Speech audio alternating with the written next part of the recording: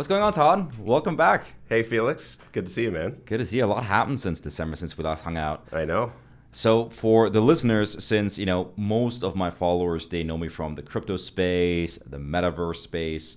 I want to give a quick background on who you are, what you do, and then we'll tie it back in a little bit why, for example, Hartmann Metaverse Ventures invested in SUBPAC and what it is that you do that I think is so important for where the future is going. So let's take a step back. Tell me about you. You are the founder, co-founder, and CEO of SUBPAC. What exactly does SUBPAC do? Well, we're changing the world, and we believe that people should feel sound, and that is the key to immersive experiences. So we're on this mission to change the way that people experience media. And, it's been several years that we've been working on this project, and every year that goes by, we realize how big this idea is and the impact it's going to have on humanity.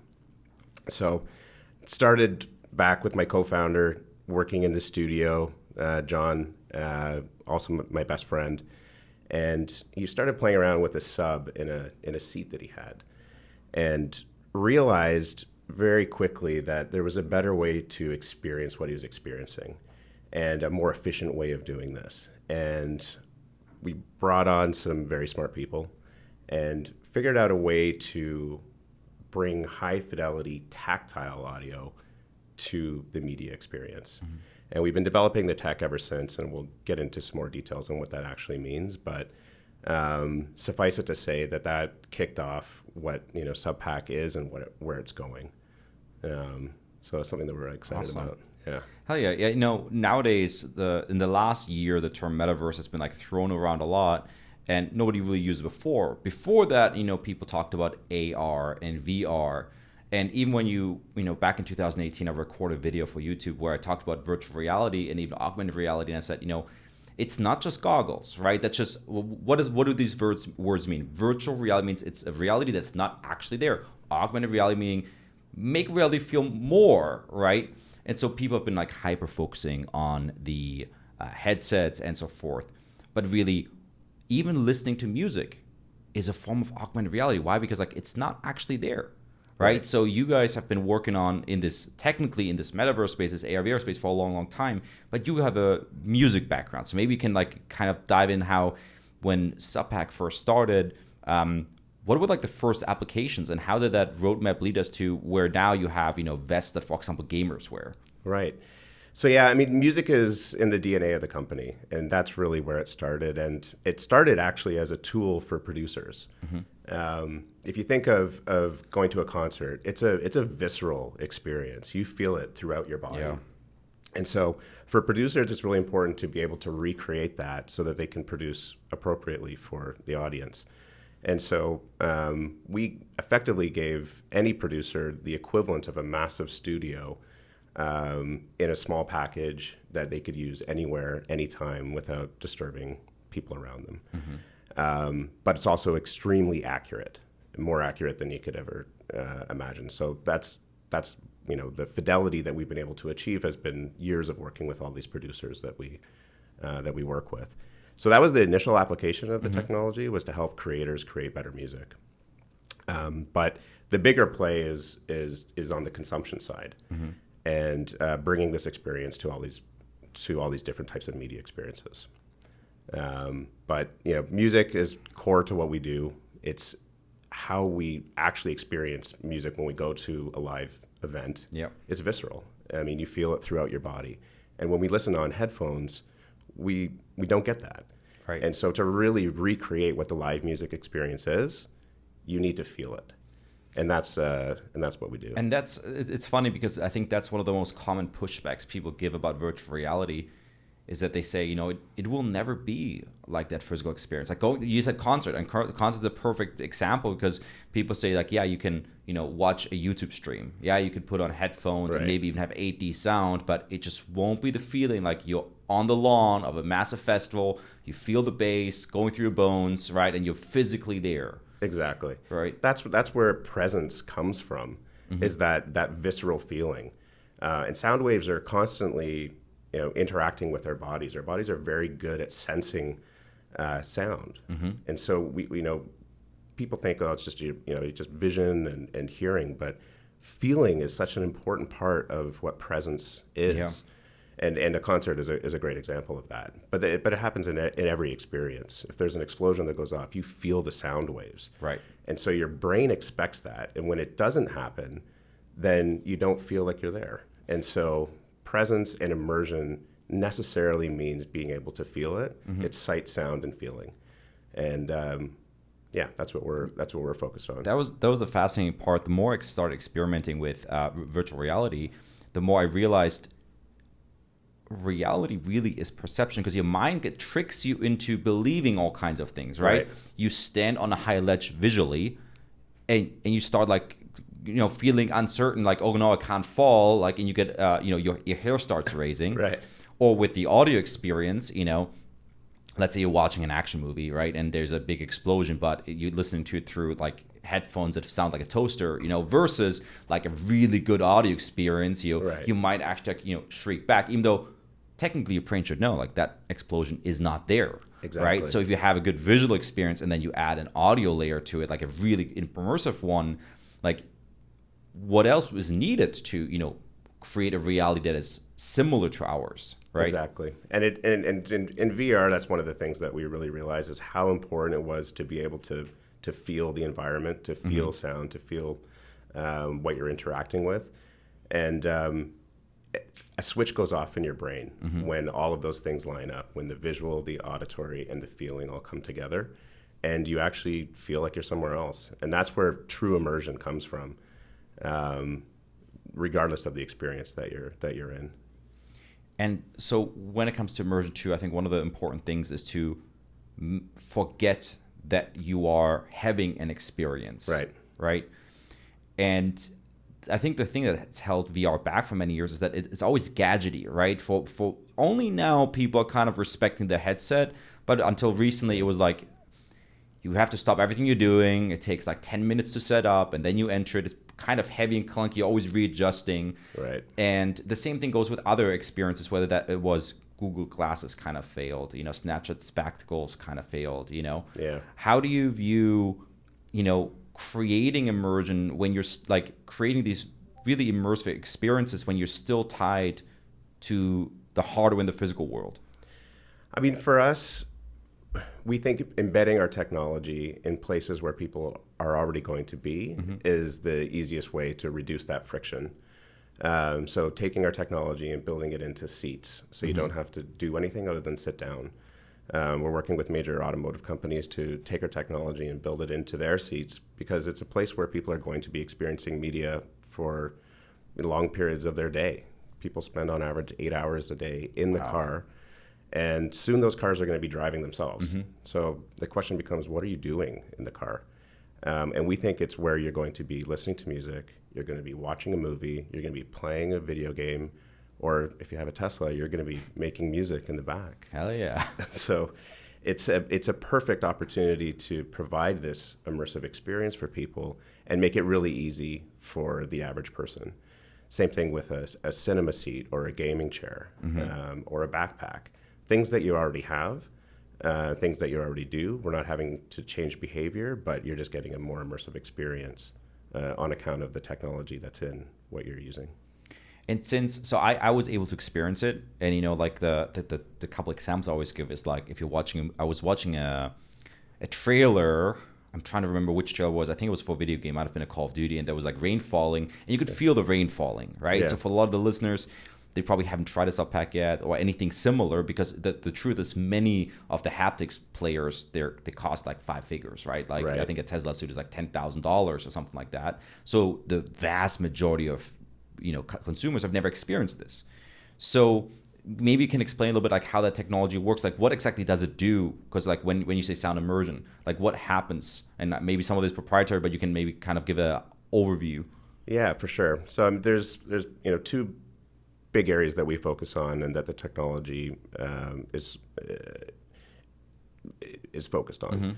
The hardware is the starting point, and that's where we focused our first couple of years, was to really figure out how to get the hardware to a point where we could achieve a high fidelity experience. And so that was our focus, and we use membranes and transducers in combination to provide a basically a vibration field across the full surface area of the product. And so it feels like it's coming throughout your body. And we're taking advantage of bone conduction. We're taking advantage of a number of perceptual ways that people experience vibrations to trick your brain into to make you think that you're feeling sound, even though it's completely quiet. So it's a hard thing to describe, and I'm clearly not doing a great job at describing it because we just don't really have the words to describe how it makes you feel. But when people try it, instantly they get it, and it's like, this is what it feels like if I'm at a concert, for example, to feel sound. Despite the fact that there's no noise made, your brain interprets it as sound. And so that was the starting point for us. And we, realized pretty soon after we got to a certain point with the hardware that it's also very dependent on the content. And so some content is made and feels amazing. Other content, not so much. And so what we've focused on over the last couple of years is developing the software to analyze the content in real time and then adapt it so that it optimally feels good. And that allows us to work with any type of content, regardless of how it was made or how it was produced, and that changes in real time. But to analyze it and then change it and make sure that it feels good, feels natural, and feels immersive, which also gets around a chicken and egg problem in haptics. Yeah. Because if you take a different approach, you're having to author specifically for some type of standard, which one doesn't really exist, or if it does, you have to go and author all content. Correct. That's not scalable and extremely expensive too. Exactly. So our solution allows us to work with all legacy content, all real-time content, and all future content. So it solves that problem, and it's something that we're really excited about. That's amazing. And that also kind of what attracted me to it, into investing in you, because ultimately a lot of pushback, I've gotten was like, hardware companies are really hard, right? Yeah. But I was like, it might look like a hardware company, but really it's a software company where, whether you're applying this technology to music, movies, games, and whether you're doing it through jackets, car seats, or movie theater seats, or whatever, like it works in all those different. Maybe you can actually give some examples, because I know I've personally seen like 4 different implementations of SUBPAC. Right. Yeah, I mean, the hardware that we have, the products that we have is really just a Trojan horse. It's a way of getting the experience to people and showing them what the possibilities are. Because ultimately, the way that we're going to scale is through licensing our technology and embedding our tech in other people's products, other people's experiences. We effectively supercharge and provide an immersive experience for everyone else's stuff. So we have done movie theaters, and a great proof of concept that we had in Korea to show that this is, a huge value add for the movie theater. We're working with car companies, as I mentioned before, to create an immersive experience within the vehicle. You had a demo this morning where you got a full body experience. This is a project called Base Bath, and it's basebath.com, which is a wellness experience, full body implementation of the technology for wellness outcomes. And so it goes on and on. VR is an obvious application. Gaming is a huge application, and one that we're really excited about, to just immerse people into the game and also to increase how people the actual skills of the players. 100%. When you're connected to the game in a physical way, your reaction times are faster. Yeah. And so we did a study with Stanford, and esports scores were 20% higher when you were connected to a SUBPAC. That's incredible. Because your reaction times were that much faster. So, yeah, and it's the kind of mental math that I do is I say, look, if the virtual world, metaverse, whatever you want to call it, is going to be a multi-trillion-dollar industry, it is ludicrous to think that we only access it through a couple $100 device like our phone. Right. Like, and that's where we leave it, right? Like, I mean, SUBPACs are still accessible, but like, it makes sense for creators, for example, to, invest into, let's say, music producers, right? To invest in technology that helps them make better music. Right. Esports players perform better, right? Or how many meditation apps are there now from, Calm, Intuition, and so forth? If they want to beat the competition, take it to the next level, like, you got to make it tactile, right? Exactly. Like, everybody's doing the same thing with just, like, listening and, like, plugging your headphones. If we're going down this world of, like, a creator economy where a lot of human needs, at least in the Western world, are met, and now it's more and more people focus on experiences. Right. Well, those experiences ideally should be experienced through more than just a phone screen. Exactly. Yeah, it's that extra layer of immersion that it really changes the game. You could be looking at a small screen, you have decent sound, but when you add the physicality of the experience, it becomes visceral, and it's one of those things where it's also addictive. I'll put a warning, because it's one of those things when you experience it, you really miss it when it's gone, and so and you want more and more and more of it. Yeah. And it's because it's just it feels good as well. It's immersive. It brings you into the experience, and that is cool. But it also just feels good. It's just more engaging. Like, I had the similar experience with, I don't know if the listener never tried it out, go to YouTube and search 8D music. 8D music is really interesting because when you listen to it, it doesn't feel like the music is going in your brain, but it's already in your brain, right? So it's not coming in, it's already there. It's really strange, and it feels like spatial, right? And so the idea of creating more and more spatial auditory experiences, whether that's through the bass that's on your chest or the way the music is engineered, it's just a whole level that it would make sense for an industry as massive as the music industry to go to. I mean, we had a prototype of a vest that it felt amazing, because we could actually move sensation around you. And so ultimately, we're just going to continue to find new form factors, new places to put it, and new applications for it, because it's so expansive. And it's a blessing and it's a curse. There's so many different places where this could go and where it adds value. And then, from a strategic standpoint, as a smaller company, you need to figure out where to focus. For the next 5 years, where do you see this whole virtual digital space kind of going? Like, what do you think, what is something that today seems unusual or crazy that people say, like, oh, that's not going to happen, where you say that that's for sure going to be common practice 5 years from now?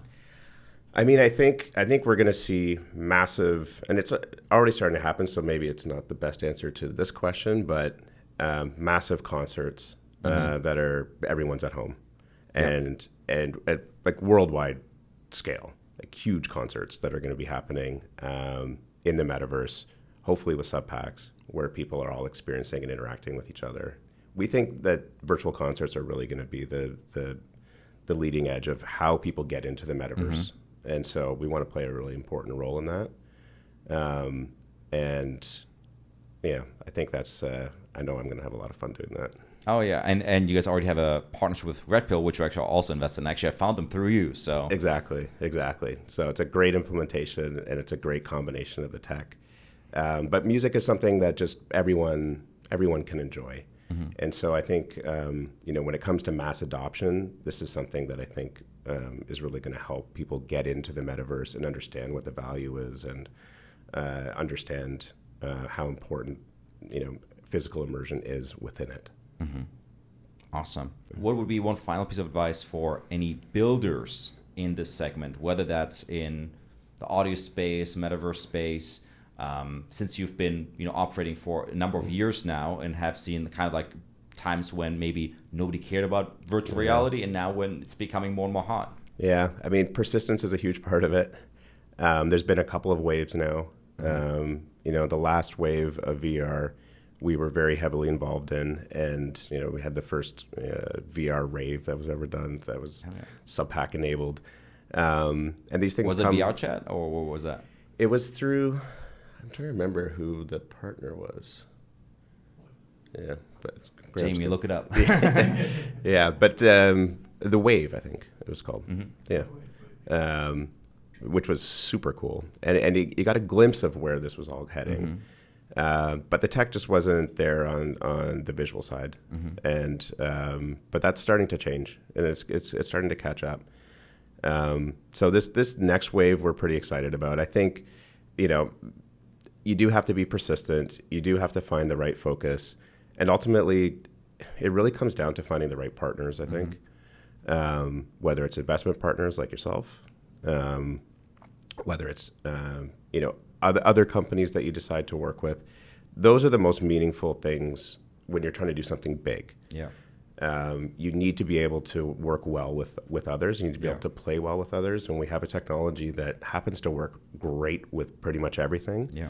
And so, you know, for us, focusing on finding the right partners and really working with them is the key. And that's advice, I think, for most companies, but ours specifically, because of, you know, we're there to supercharge what everyone else already does. 100%. Yeah. And instead of doing it all yourself, find the ones that are already doing it, integrate with them, and Exactly. elevate each other's game. Exactly. And that's definitely the approach. So if you try to do everything yourself, it's really hard. But, you know, at the end of the day, our goal is to have our logo everywhere. And then when you see it, you'll know you'll be able to have this immersive physical experience. And we're going to do that by partnering with all the best people out there. Amazing. Yeah. Well, thanks so much for being on, Todd. And It was a I'm pleasure. really excited for what we're going to be building in the next few years. It's going to be really cool. And the next time, hopefully everybody will be listening to us talk. They'll be feeling it as well. They'll feel our voices vibrating in the back. Exactly. Amazing. Well, cool. Well, till next time. Until the next time. Cheers. Cheers.